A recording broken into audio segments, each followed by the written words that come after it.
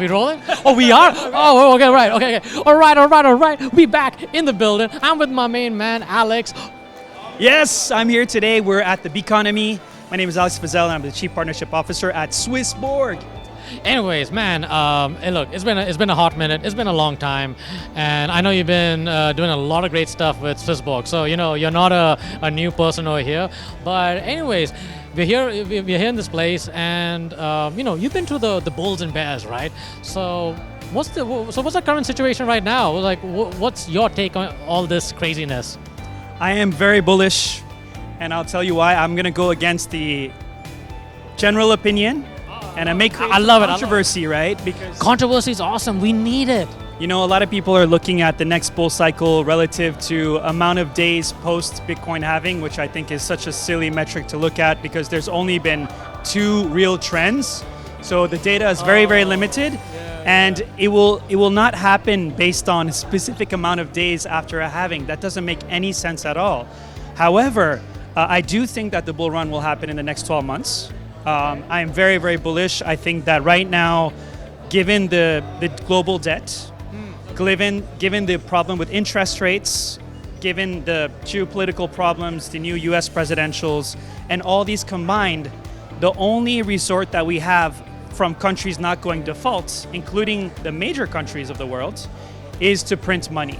So the quantitative easing is going to resume, and I think that is much more meaningful than a silly number, a post-average of 523 days post the Bitcoin halving. I'm super bullish. I think also cycles, there's a certain amount of days in a cycle. We had the Great Depression, which had a bear cycle, one of the longest bear cycle in US history.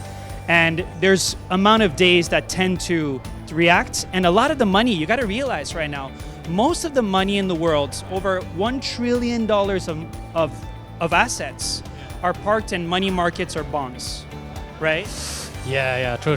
So that money, once there's a sentiment, if that money moves, and given the low liquidity we have right now in the crypto markets, you don't even need the ETF. It's just the ETF, of course, is the ultimate catalyst, as we know, because that can inject more money than Bitcoin's market cap over 5 years. Okay, so how much money are we? Okay, how much money are we talking? Because I hear everyone's talking, big deal, Bitcoin ETF this, ETF that. Cathie Wood, is going to be pushed to January or something, or April, whatever. So, why Bitcoin ETF is this big deal? Just for the the newcomers, I guess. Yeah, so there's one of the biggest asset management companies in the United States. They're top 5 in terms of assets under management. Their research program and lab just looked at what is the approximate amount of wealth that would be injected into the Bitcoin ETF. And it was roughly estimated at $650 billion that would go into this Bitcoin ETF, depending on who gets it approved, right? Yeah. The current market cap of Bitcoin is under $600 billion US dollars. So within 5 years, you'll have more money than Bitcoin's total market cap, potentially, according to this research, being injected into Bitcoin. So that's why people are bullish. But I don't think we need it. Yeah. But I think the world right now, whether it's geopolitically, whether it's economically, whether it's fundamentally, all the Bitcoin holders that we see on chain, none of the long-term holders are selling. They may take some profits and cash out, maybe buy some real estate when the ETF is approved, but I don't even think there's going to be a dump after the ETF. So I am super bullish. 12 months, we're October 2023. I think that before October 2024, the bull run will commence. Awesome. Okay, I love that you share, some insights and numbers, and in many ways I kind of agree with you. So, but hey, I just want to talk about Web3 as in the culture, right? I think we have seen quite this shift from a fringe culture to now it's sort of not really mainstream yet, but what's your take on the Web3 culture?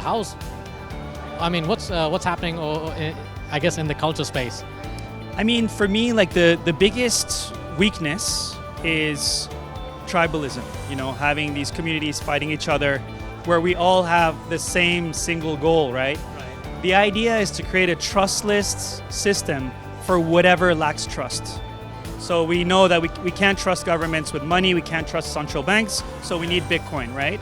We cannot trust capital markets because it's always the same VCs, the same angels that get access to early stage deal flow that just get wealthier and wealthier while we don't have that access. So at the end of the day, if we all have the same vision on creating trustless protocols in worlds that lack trust, we should not be fighting. We should criticize each other.